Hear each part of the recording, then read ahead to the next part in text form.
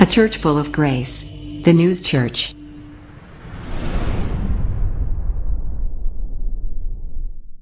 우리 오늘 성경 본문의 말씀은 마태복음서 18장 15절로 35절까지의 말씀입니다. 제가 가진 성경으로는 신약성경 30쪽입니다. 마태복음 18장 15절에서 35절까지 우리가 한 절씩 교독하도록 합니다.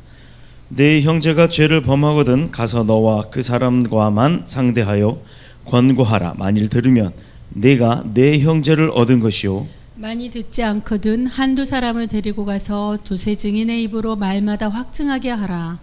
만일 그들이 말도 듣지 않거든 교회의 말하고 교회의 말도 듣지 않거든 이방인과 세리와 같이 여기라. 진실로 너희에게 이르노니 무엇이든지 너희가 땅에서 매면 하늘에서도 매일 것이요 무엇이든지 땅에서 풀면 하늘에서도 풀리리라. 진실로 다시 너희에게 이르노니 너희 중에 두 사람이 땅에서 합심하여 무엇이든지 구하면 하늘에 계신 내 아버지께서 그들을 위하여 이루게 하시리라. 두세 사람이 내 이름으로 모인 곳에는 나도 그들 중에 있느니라. 그때 베드로가 나와 이르되 주여, 형제가 내게 범죄하면 몇 번이나 용서해 주리까? 7번까지 하오리이까? 예수께서 이르시되 내게 이르노니 7번뿐 아니라 7번을 71번까지라도 할지니라. 그러므로 천국은 그 종들과 결산하려 하던 어떤 임금과 같으니 결산할 때에 10,000달란트 빚진 자 하나를 데려오매 갚을 것이 없는지라. 주인이 명하여 그 몸과 아내와 자식들과 모든 소유를 다 팔아 갚게 하라 하니 그 종이 엎드려 절하며 이르되 내게 참으소서 다 갚으리이다 하거늘 그 종의 주인이 불쌍히 여겨 놓아 보내며 그 빚을 탕감하여 주었더니 그 종이 나가서 자기에게 100데나리온 빚진 동료 한 사람을 만나 붙들어 목을 잡고 이르되 빚을 갚으라 하매 그 동료가 엎드려 간구하여 이르되 나에게 참아주소서 갚으리이다 하되 허락하지 아니하고 이에 가서 그가 빚을 갚도록 옥에 가두거늘 그 동료들이 그것을 보고 몹시 딱하게 여겨 주인에게 가서 그 일을 다 알리니 이에 주인이 그를 불러다가 말하되 악한 종아 네가 빌기에 내가 네 빚을 전부 탕감하여 주었거늘 내가 너를 불쌍히 여김과 같이 너도 내 동료를 불쌍히 여김이 마땅하지 아니하냐 하고 주인이 노하여 그 빚을 다 갚도록 그를 옥졸들에게 넘기느니라. 함께 읽겠습니다. 너희가 각각 마음으로부터 형제를 용서하지 아니하면 나의 하늘 아버지께서도 너희에게 이와 같이 하시리라. 아멘. 살아계신 하나님의 말씀입니다. 아멘. 우리 오늘 이제 62번째 강론으로 들어가는데 오늘 그 첫 번째로 용서의 정신이라고 하는 말씀으로 은혜를 나누도록 하겠습니다. 여러분이 이 세상에서 살아가면서 본 장면 중에 좀 아름답다, 내가 본 것 중에 가장 아름답다 한 장면이 어떤 장면이겠습니까? 뭘 봤을 때 가장 아름답다? 자, 언젠가는 저는요 그 어딘가를 갔는데 그 저녁놀이 지는 어떤 이렇게 그 저녁놀이 아름답게 깔리는 그 잔잔한 호숫가예요. 호숫가 벤치 옆을 이제 이렇게 노년의 어르신 한 분과 또 두 부부가, 노년의 부부가 하얀 머리에 고운 옷을 입고 두 손을 꼭 잡고 그 벤치 쪽으로 쭉 걸어가는데 그게 참 반대로 역광이 비치는 그 노을빛의 그 모습을 봤는데 어쩌면 그렇게 그게 아름다워 보이는지 몰라요. 저는 하여튼 좌우지간 제 기억 속으로는 뭐 코타키나발루의 선셋도 이쁘다고 하지만 그거보다도 좀 못하더라도 그 두 부분의 모습이 참으로 아름답다라고 느꼈던 아주 뭐 기억에 남는 아주 명장면으로 기억에 남습니다. 여러분은 그럼 어떤 장면들이 그런 게 남을까요? 예를 들어 강아지가 집에서 애지중지 키우던 강아지가 막 새끼를 낳았을 때 그 새끼가 막 태어난 그 모습도 이쁠 수가 있기도 하고 또 뭐 등등의 뭐 내가 어떤 추억에 있는 모습들이 연상이 되기도 합니다. 그런데 그것은 제가 세상을 살아갈 때의 어떤 모습에서 그렇게 아름다운 모습을 찾았지만 제가 목회자가 돼서 또 교역자로서 큰 교회에서 섬김을 할 때도 보면 어떤 모습이 그 보는 눈에 따라 상황에 따라 좀 다르게 보이더라 이 말입니다. 그때 당시 제가 목회자로서 어떤 모습이 가장 아름다웠냐, 새벽 예배 때 무릎 꿇고 앉아서 눈물을 펑펑 흘려가면서 하나님 앞에 기도하고 그 주신 응답에 은혜가 넘쳐서 막 울고 울며 불며 기도하는 그 모습이 아름답더라 이겁니다. 또 이렇게 피곤한 저녁 시간에 억지로 나왔던 하나님의 인도하심 가운데 기쁨으로 나왔던 이 자리에 나와서 설교를 할 때 설교를 듣는 사람 성도들의 눈빛이 반짝반짝 어떤 말씀 하나도 땅에 떨어뜨리지 않으려고 반짝반짝거리면서 그 말씀을 듣다가 감동이 있어 눈가에 이슬이 살짝 맺히는 그런 모습을 볼 때도 정말 목회자 한 사람으로서의 가슴엔 찡한 감동이 올 정도로 아름다운 모습이 보여지곤 합니다. 새벽 시간에 주님 앞에 엎드려 은밀하게 앉아서 혼자 1대1 관계로 하나님을 만났을 때 하나님이 나를 만나주고 계시다는 걸 알곤 그렇게 눈물로 기도할 때 그런 등등 뒤에서 보면 성도의 어깨가 들썩들썩 거려가면서 흐느껴 우는 소리 없이 흐느껴 우는 그 모습이 그렇게 아름다울 수가 없었어요. 또 교회 안에서 보면 정말 남들이 뭐 우리 교회는 아직 주방도 없고 그렇지만 그 주방에서 막 그 내내 그냥 물로 설거지하면서 이렇게 해갖고 손이 퉁퉁 부어있는 그 손을 봤을 때도 그런 권사님들의 손을 봤을 때도 근데 뭐 젊은 분들이야 그럴 수 있어요. 힘 세고 좋으니까. 그런데 머리 허옇고 등 굽고 나이 지긋이 드신 연세 많으신 권사님들이 그래도 주의 백성들을 섬긴다고 설거지하고 해갖고 손이 퉁퉁 부어있는 그 모습을 볼 때 그 손도 어쩌면 그렇게 아름다워 보일 수가 있었을까. 그렇게 아름다워 보이더라 이 말입니다. 그러나 저는요 그렇게 눈에 보였던 그런 아름다움 가운데 뭐 그것도 물론 다 아름답습니다. 정말로 기억에 남는 아름다움이지만 이 세상에서 가장 아름다운 모습은 어떤 것일까? 저는요 오늘 본문의 제목처럼 용서하는 그 모습이 정말로 아름다운 모습이다 라고 저는 믿습니다. 용서를 한다는 것은 그 사람에게 무관심하거나 그 사람이 뭐 좋아지지는 않더라도 무관심해지거나 정이 떨어졌거나 하면 그 용서라는 게 사실은 어려워요. 그런데 용서를 한다는 그 베이직의 뒷면에 깔려있는 근본은 그를 그럼에도 불구하고 사랑하기 때문 그 사랑한다는 마음이 있기 때문에 용서가 되는 줄로 믿습니다. 그러면 용서하는 사랑이라고 하는 것 바로 그 용서의 정신이 저는요 어떻게 보면 어렵고 또 어렵고 정말로 힘든 일이지만 그것을 해낼 수 있다라는 것 그 마음이 정말로 아름답다라고 저는 믿습니다. 이 시간에는 오늘 본문에 나온 예수님께서 용서에 대한 교훈을 가르쳐주고 계세요. 그것을 살펴보면서 함께 은혜를 나누고자 합니다. 자, 첫 번째로 베드로가 그러죠. 내 형제가 죄를 범하거든 어떻게 하리까? 하고 물어봅니다. 본문에는 용서에 관한 것을 예수님께서 우리에게 가르쳐 주시는데 15절에 보면 내 형제가 죄를 범하거든 이라고 주님 먼저 말씀을 하세요.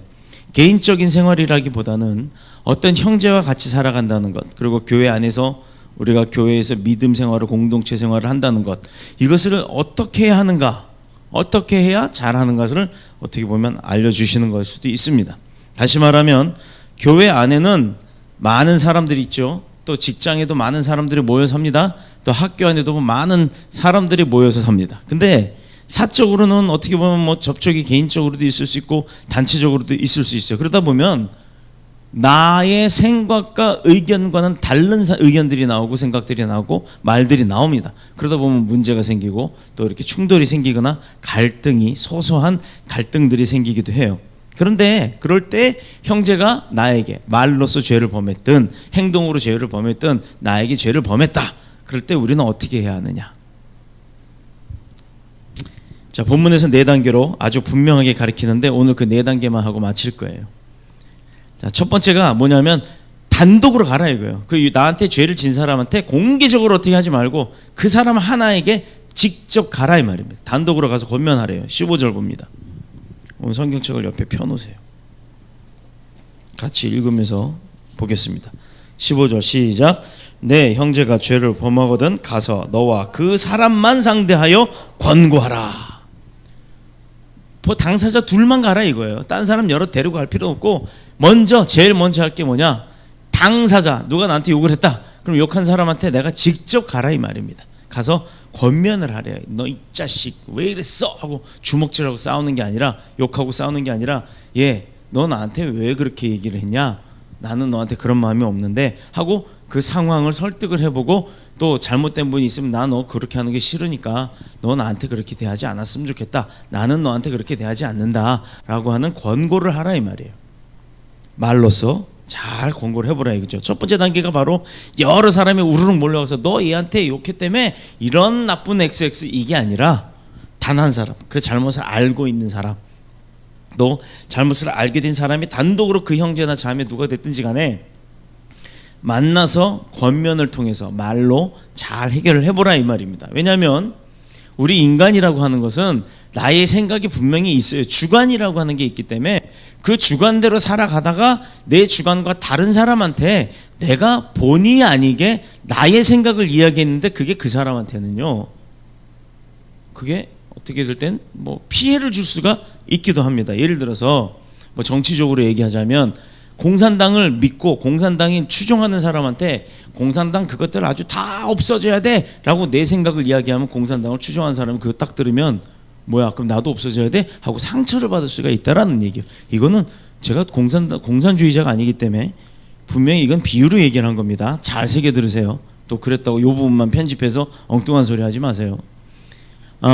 분명한 거는 그렇게 본의 아니게 내 생각을 이야기하다 보면 상대에게 상처가 될 수가 있다 이겁니다. 무심코 상처를 주는 경우가 많기 때문에. 그래서 내 의도는 너를 상대로 어떤 걸 얘기하자는 게 아니다. 너의 잘못을 지적하자는 게 아니다. 그래서 오해가 되었다면 그 오해를 풀어라 하고 하는 그 상대의 가슴에 못 박혀 있으면 뭐부터 빼주러 가라 이 말입니다. 근데 단독으로 가야지. 형제나 자매, 우리 형, 아버지, 뭐 형, 동생 다 데리고 가버리면 그건 위압이 되죠. 자, 형법으로도 형법에도 보면 다수의 사람이 어떤 한 사람한테 가서 여러 사람의 위압으로 그 어떤 억압을 눌렀다 그러면요, 이거 특수자라는 게 붙어요 앞에. 오히려 그게 좋지 않습니다. 자, 그렇기 때문에 누가 범죄를 하면 그 형제나 자매를 단독으로 만나라, 1대1로 만나라 이거죠. 그거 만날 용기 없다면 그냥 그 사람 용서하라는 얘기예요. 그리고 잊어버리라는 얘기입니다. 그거 마음에 두지 말라는 거예요. 자, 창세기 21장에 보면 아비멜렉과 아브라함과의 관계가 나옵니다. 이들은 같은 한 지역에서 양을 먹이고 살았죠. 근데 뭐 이스라엘 그 생각해 보세요. 뭐 우물이나 물이 얼마나 많았겠어요. 양을 치려 그러면 먹이도 있어야 되겠죠. 물도 있어야겠죠. 그럼 풀 많은 초장도 있어야 될 뿐만 아니라 그 양들에게 먹일 물이 흐르는 시냇가가 있든 우물이 있든 뭐가 있어야겠어요. 근데 성경에서는 우물을 이야기합니다. 근데 한 지역 안에서 하다 보니까 밑에 있는 종들이, 그 주인들은 안 싸워요, 형제니까. 근데 밑에 있는 종들이요, 싸움이 납니다. 종들이 서로 내 주인한테 잘 보이려고 하다 보니까 싸움이 나요. 목축업을 하고 있는데 가장 중요한 것이 바로 풀과 우물인데, 이제 그 우물을 빼앗겼으니 이건 보통 문제가 아니죠. 내 양들은 물을 못 먹이니까. 그래서 아브라함이 아비멜렉에 항의를 합니다. 왜 그렇게 하였냐? 왜 그 우물을 뺏어갔냐? 그때 아비멜렉이 뭐라고 합니까? 이놈아, 내가 내 양들 잘 키우려고 그랬다. 왜? 어쩔래? 이랬으면 싸움 났겠죠. 전쟁 났겠죠. 그런데 뭐라 합니까? 아, 그랬냐? 나는 그거 몰랐다. 아, 그러니? 그러면서 어떤 내용을 합니까? 화해를 하잖아요. 당사자가 직접 쫓아가서 얘기를 합니다. 왜 당신들 제 종들을 시켜서 내 같이 공동으로 썼던 그 우물을 뺏어버렸냐? 그건 잘못되지 않았느냐 했더니 나는 몰랐다. 알았다. 그런 일이 있었구나. 그러면 안 되지. 당장 내가 해결해 줄게 라고 해서 화해가 되었던 겁니다. 그렇기 때문에 우리가 교회 안에서 생활을 하다 보면요, 형제나 자매가 범죄를 하면요, 제일 첫 번째가 어떻게 하라? 단독으로 가서 1대1로 만나 해결을 하라. 근데 그렇게 할 때도 안 될 때가 있죠. 욕심을 부리거나 아주 심하게 어떤 오해가 있었다면 안 됩니다. 그럴 때는 어떻게 합니까? 두 번째 단계, 한두 사람을 데리고 가서 두세 증인의 입으로 말마다 증참하게 하라. 즉 2단계가 16절에 나와 있어요. 16절 읽습니다. 시작. 만일 듣지 않거든 한두 사람을 데리고 가서 두세 증인의 입으로 말마다 확증하게 하라. 자, 두 사람도 아니에요. 두세 사람이에요. 근데 뭐든지 어떤 일이든지 여러분 힌트가 있습니다. 잘 해결하려면요, 짝수로 가면 안 돼요. 홀수로 가야 합니다. 근데 한 사람은 홀수잖아요. 한 사람은 의미가 없어요. 나하고 상대의 싸움이 있어요. 근데 두 사람이 오면 둘이 반반 갈라져 버리면 똑같은 패가 돼 버립니다. 그래서 둘을 데려가는 게 아니라 세 사람을 데려가는 게 좋아요. 한 사람이면 매수당할 수도 있어요. 그래서 한두 사람이 아니라 두세 사람이라고 하신 겁니다. 그런데 둘은 위험한 게 뭐냐면 편먹기가 가능합니다. 나누면 2대2가 되니까. 그래서 세 사람을 데려가면 세 사람 중에 세 사람이 다 붙든 아니면 하나가 붙든 분명히 편이 갈리게끔 되어 있어요. 그런데 그 세 사람의 입을 다 맞출 수는 없습니다. 그래서 거짓말이었거나 오해가 생겼거나 해서 누가 잘잘못을 따질 때는 그렇게 증인을 두세 사람 이상을 데려가서 확증하게 하라 이 말입니다. 사람이란 건 개인적으로 얘기하다 보면 자기가 잘못했는데도 오기나 자존심 때문에 그걸 우기는 사람들이 가끔 나와요. 자네가 오해를 했네. 그러니까 그런 뜻이 아니었어. 자네가 이해하게 하지만 자기 생각이 옳다고 주장을 할 때 발뺌을 하고 회피할 때도 있어요. 그래서 그 자리에서는 듣는 척하다가도 뒤돌아서면 엉뚱한 소리 하는 그런 사람들이 가끔 나오죠. 아니 솔직하게 얘기해서 많이 나오죠. 그렇기 때문에 혼자 단독으로 만나서 일이 해결되지 않을 때는 어떻게 해요? 맨투맨이 아닌 여러 사람을 데리고 가서 증언하게 하라. 그래서 객관성을 갖게 하라 이 말입니다. 다른 사람들이 볼 때도 일리가 있다는 것을 느끼게 하고 자기 잘못을 시인할 수 있도록 그 사람들이 그래서 그가 잘못을 시인했다라고 증인을 세울 수 있도록 그렇게 회개할 수 있도록 돕고 권면을 하라는 차원입니다. 편먹으란 얘기가 아니에요. 그러나 2단계에서도 해결이 안 되죠. 그럼 어떻게 해요? 다음 단계 몇 단계? 2단계에서 해결이 안 되면 몇 단계? 3단계. 야, 역시 참 하나를 가르쳐주면 셋을 알아. 우리 교회 성도들은 아주 똑똑해요. IQ가 한 5짜리는 되나 봐. 5짜리라 그랬더니 누구 머리 좋은 사람 눈빛이 착 떠나는데 어떤 생각이 들렸냐면 0.1577 이렇게. 자 보세요. 교회에다가 말을 합니다. 이제는 사람과 사람 관계 가운데서 교회 안에서 일이 벌어졌을 때는 사람과 사람 관계에서 해결이 안 돼. 그래서 다수로 갔는데도 해결이 안 돼. 그럼 그때는 이제 장로나 목사님들한테 얘기를 하라는 얘기예요. 17절 시작. 만일 그들의 말도 듣지 않거든 교회의 말하고 교회의 말도 듣지 않거든 이방인과 세리와 같이 여기라. 자 지금이야 우리도 이방인에 속하기 때문에 그런 사랑을 편가르지는 않습니다만 이때 당시에는 이방인은요 예배 참석할 수가 없었어요. 또 믿음 생활을 하는 것조차도 허락이 안 됐습니다. 그래서 이방인들 어떻게 했냐? 아주 찬대시했습니다. 그런데 교회 안에 같이 있다가 그렇게 했음에도 불구하고 2단계까지 갔는데도 안 되면 3번째 단계는 교회에다 얘기하라. 근데 그래도 안 되면 이제 내쳐라 이 말이에요. 자 이제 그게 요즘에 우리가 살아가면서 믿는 이 지금의 교회 가운데도 교회법이라고 아는데 안에 보면 징벌에 대한 내용이 나옵니다. 자 여기 보면 3번째, 네 번째 뭐 더 그 이상 나왔는데 개인적으로도 안 되고 두세 사람 데리고 가도 안 되면 할 수 없이 교회에다 얘기를 하라 이겁니다. 더 큰 문제가 생기기 전에. 교회 안에는 조직이 있죠. 우리 교회도 조직이 있어요. 그런데 아직은 그 조직이 세워지질 않았습니다. 당회나 재직회 충분히 논의를 해서 논의한 다음에 교회에 정식으로 거론합니다. 그게 담임 목사한테 오는 얘기가 아니에요. 먼저 이제 부목사님 그 당회를 그 재직회를 운영을 하고 있는 다 구역을 담당하고 있는 그 담당 목사님들한테 연락이 갑니다. 근데 거기서도 해결이 안 되면 담당 목사님들이 그때서야 담임 목사님한테 보고를 하게 돼 있는 거예요. 그럼 담임 목사님이 당회를 조직을 하고 당회에서 어떻게 할지 투표를 합니다. 이렇게 되면 아주 큰 문제가 생기는 거죠. 거기까지 가기 전에 당사자들 간의 1대1 관계인 1단계에서 모든 일이 해결되시기를 축복합니다. 물론 그런 일조차도 안 생기는 게 더 좋죠. 이거 좀 꺼주실래요? 추워요. 그리고 교회의 권징조리에 의해서 치리를 하게 되는데 예를 들면 권면해서 끝나면 괜찮지만 권면해도 안 되면요 그때는 성찬식에 참여가 안 돼요. 세리 교인임에도 불구하고 성찬의 기회를 주지 않습니다. 수찬정지라고 하는 그 처벌을 하게 돼요. 또는 그가 집사든 권사든 장로든 간에 불문하고 그가 맡았던 그 직분을 징벌로 인해서 휴직하게 만듭니다. 그러니까 직급을 뺏는 거예요. 그래서 되지 않을 때는 마지막 4번째 방법을 써요. 4번째가 뭐냐? 뭐라고 얘기했어요? 17절에 이방인과 세리와 같이 여기라고. 자, 즉 교회에서는 출교 조치를 합니다. 우리 교회에 오지 마세요라고 해서 우리 교회에서 내쫓아버립니다. 자, 이방인과 세리와 지역이란 말은 다른 말로 교회에서 출교시키란 말인데 그 사람과의 관계는 더 이상 갖지 말라 이거예요. 교인들이 그 사람을 상대하지 말라 이겁니다. 이것은 범죄한 자에게 교회가 할 수 있는 마지막 단계예요. 마지막 단계. 자, 그러나 카톨릭에서는 흔히 얘기하듯이 뭐라고 하냐면 그렇게 카톨릭에서 출교를 당하면 지옥 간다라고 얘기를 합니다. 천국 갈 수 없다라고 얘기를 해요. 지옥에 간다고 하는데 그거는 아니죠. 그렇지는 않습니다만 교회에서 출교시키는 것은 그러하여금 깨달을 수 있는 마지막 방법을 제출하는 거예요. 이 모든 것이 가장 근본적인 목적은 용서하기 위함입니다. 그를 내쫓는 게 목적이 아니라 그렇게까지 하면서도 그가 회개할 수 있는 시간을 주라는 겁니다. 그러하여금 회개할 수 있는 기회를 갖게 해서 그가 다시금 정신 차리고 원래대로 회복이 될 수 있기를 권면하는 차원에서 하는 일들이에요. 어떤 사람을 의도적으로 그 사람이 미우니까 그 사람을 괴롭히려고 하는 그런 것은 결코 아님을 우리는 잊지 말아야 할 줄로 믿습니다. 자, 그렇다면 두 번째가 이제 교회의 권징에 대한 예수님의 가르치심이 있었는데 18절 시작.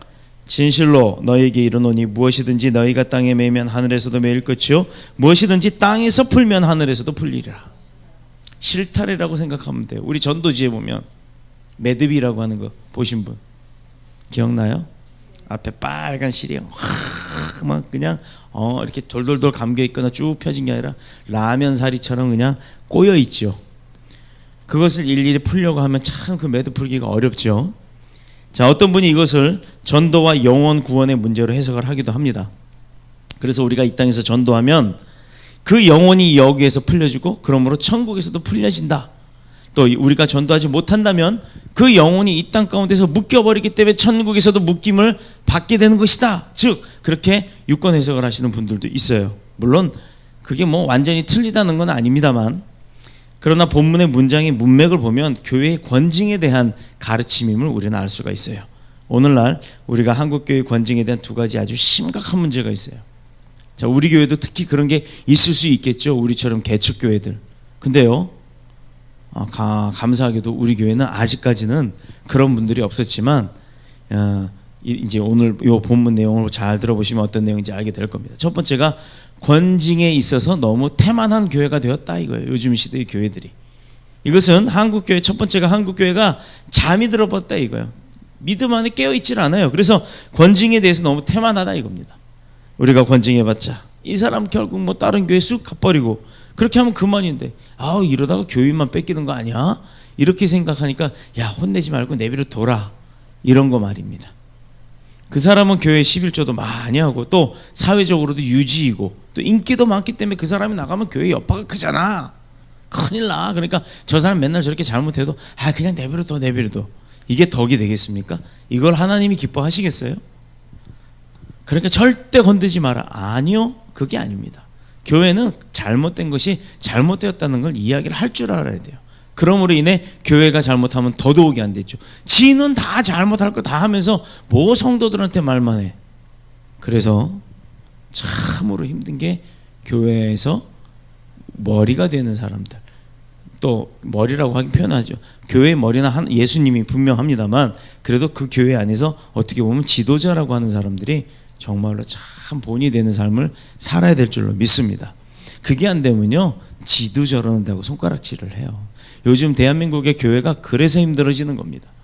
큰 교회, 작은 교회 다 막론하고 정말 하나님 한 분 모시고 예수 그리스도의 그 사랑 정신, 예수 그리스도의 복음주의 정신, 그거 외엔 자랑할 게 없는 거예요.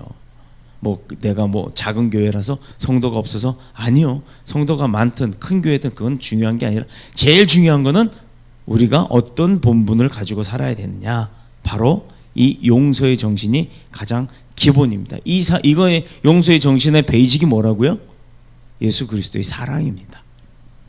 복음이, 복된 소리가 바로 그 영혼을 구원해내려고 하는 예수 그리스도의 사랑이에요. 그 사랑이요, 하나님의 사랑이 없었다면 십자가에 달리실 이유도 없고, 또 노아의 방주처럼 홍수 때 우리를 그렇게 살리실 이유도 없었던 겁니다. 하나님의 사랑, 예수 그리스도의 사랑, 그것이 베이직이 되었기 때문에 우리 가운데는 늘 그 사랑이 우선이 되어야 될 줄로 믿습니다. 이건 굉장히 심각한 거죠. 어떤 게? 교회의 권징이 태만한 것. 이렇게 교회 규칙을 전혀 지키지 아니하는데도 권징하지 않을 경우는요, 그걸 뭐라고 했냐면 칼빈은 그런 교회는 죽은 교회다라고 했습니다. 자, 죽은 교회, 하나님이 있어요 없어요? 예수님이 있어요 없어요? 성령님이 있겠어요 없겠어요? 교회가 죽었는데 거기 왜 가 계시겠습니까? 교회가 뭐라고요? 내 안에 성령님이 계시면 그게 교회예요. 이미 교회가 다 죽어버렸는데, 그래서 죄만 짓고 있는데, 그것을 나 몰라라 눈 감고 있는데, 그 안에 무슨 성령님이 있겠고, 그 안에 무슨 사랑이 있겠고, 그 안에 무슨 예수 그리스도의 은혜가 있겠습니까? 여러분, 그래서 칼빈은요, 살아있는 교회의 특징은 권징이라 했습니다. 그게 참여나 질책이 아니에요. 그 김보현의 정신은 뭐라고요? 용서의 정신. 그 안에는 예수 그리스도의 사랑의 베이직이 깔려 있다라는 겁니다. 그걸 날 질책했다 교회 후딱 넘어가요. 다른 교회 가는 거 괜찮습니다. 안 가는 것보다 나으니까. 그런데 다른 교회 가서 똑같은 일을 또 한다 이 말입니다. 그 우스갯소리 있잖아요. 주님, 내가 저 권사 때문에 못 살겠어요. 이게 못 다니겠어요. 나 다른 교회로 옮기게 해주세요. 했더니 주님이 하는 말, 네가 문제다라고 얘기를 하신다. 그런 우스개가 있잖아요. 이거는요, 그 권징에 대한 부분들이 교회에서 제대로 이루어지지 않는 어떤 함축적인 의미를 갖고 있는 겁니다. 우스갯소리이기도 하지만 권징을 하는 교회가 살아있는 교회다라고 이렇게 칼빈은 가르쳐주고 있는 거예요. 이렇게 너무 권징을 하지 아니하는 교회는 정말 잘못된 겁니다. 교회는 뺏기려고요. 그 교회는 뺏기면 안 뺏기면 무슨 상관이 있길래? 그게 내 교인입니까? 아버지의 양들이지. 그 베이직엔 뭐가 있겠어요? 말 안 하겠습니다. 여러분들이 알아서 생각해 보세요. 자, 또 분별 없이 너무 엄격한 교회도 문제다. 이게 두 번째 문제성이에요. 권징에 대해서 뭐 조금만 했더니 당신 뭐 징벌 뭐 어쩌고 저쩌고 뭐 정직 얼마 뭐 조금만 잘못했다. 그러면 그런 교회 정반대로 하나도 그럼 용서할 일이 없고 전부 죄다 뭐 지각만 해도 예배 시간에 졸기만 해도 이거 문제되지 않겠어요? 이렇게 분별 없이 너무 엄격한 교회는요, 결과적으로는 양육하고 키워야 될 그 교인들을 상처만 주게 됩니다. 제가 교회 설립하기 전에 초창기 때 예배 드릴 때 같이 예배 드리던 어떤 분으로부터 무슨 얘기를 들었어요. 근데 그 얘기 뭐냐면, 그분이 먼저 섬기던 교회에서 이 사탄의 자식아 하고 하는 그런 소리를 들었답니다. 감히 하나님의 백성한테 그런 소리를 왜 했을까? 물론 이유가 있어서 하셨겠지만 그 말씀을 하신 분의 이야기가 어떤 마음이었는지는 저는 몰라요. 그 뭐 내막을 알 수 있는 게 아니기 때문에. 그런데 어떤 일이 있었든지 간에 하나님의 백성한테 사탄의 자식아 라고 했던 거는, 그런 저주를 퍼본 목회자는요, 솔직히 좀 문제가 있지 않을까요? 본인이 하나님 앞에 기도하면 해결될 문제를 그렇게 입술로 푸는 것, 그것도 어떻게 보면 정죄가 되는 거죠. 옳은 방법은 아니었던 것 같습니다. 자, 18절 한번 봅니다. 진실로 너희에게 이르노니 무엇이든지 너희가 땅에서 매면 하늘에서도 매일 것이요 무엇이든지 땅에서 풀면 하늘에서도 풀리리라. 여기서 매는 것과 푸는 것, 이거 권징을 뜻하는 말입니다. 이 권징이 하나님의 말씀에 근거했을 때는 하나님께서도 다 인정하신다는 거예요. 그게 뭐냐면 개인의 감정, 목사가 누구 성도 보기 싫다, 말 안 듣는다고 해서 그걸 권징하면 안 된다라는 겁니다. 그게 하나님의 말씀에 근거해서 그렇게 다 지켰음에도 불구하고 안 됐을 경우에 마지막 단계로 권징을 내리게 될 때 그것은 하나님도 인정하신다는 거예요. 그래서 이 부분 때문에 가톨릭에서는 출교당하면 어떻게 된다? 천국까지 못한다라고 얘기를 하는 겁니다. 근데 그렇지 않죠.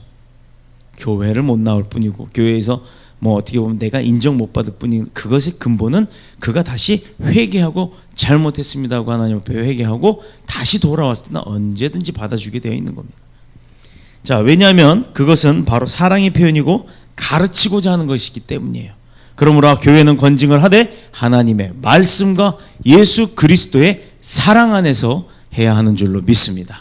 자, 그렇다 그러면 오늘 여기 두 가지 특징을 얘기하고 나서 요거 하나 더 하고 마칠까요? 아니면 더 하고 마칠까요? 시간을 맞춰야 되니까 그 어느 목사님이 사모님이 뒤에 앉아가지고 목사님 설교 길다고 이런다고 하는데 우리 교회는요 아직 시간 안 됐어요. 그래서 저는 자유롭게 합니다. 얼마나 이건 어차피 말씀을 배우는 시간인데 피곤할 때 강제로 해봤자 배워지지가 않아요. 그래서 이게 단락으로 지금 제가 나누기 때문에 그러는데요. 물론 계획이야 뭐 요 한 단락을 더 해요. 세 번째 말씀을 하는데 뭐 5분 정도밖에 차이가 안 나지만 오늘은 여기까지 권징에 대한 것까지만 하고 함께 기도할 때 우리에게는 어떤 유익이 있는지에 대한 부분이 19절부터 나와요. 요 19절 내 부모를 공경하라 내 이웃을 내 자신과 같이 사랑하라 하신 것 요 이후에 우리에게 말씀을 어떻게 주시는 그런 기쁨이 무엇이 있는지 또 함께 기도할 때 우리에게 오는 유익이 무엇인지 아까 제가 서두에 기도할 때도 그랬잖아요. 너희가 두셋이 모여 기도하는 곳에 내가 너희와 함께 있으리라 하는 그 말씀대로 이뤄달라. 바로 그겁니다. 연합해서 기도하면 거기에 유익이 있는데 그것은 다음 시간에 알려드릴 거예요. 그래 다음 시간에도 다 나오실 거죠. 그 유익을 배워야 되니까 보인이가 축복받으려고 아주 작정을 했어요. 다음 시간에 다 나올 거 했는데 아멘 하잖아요. 믿음대로 될 줄로 믿습니다. 기도하겠습니다.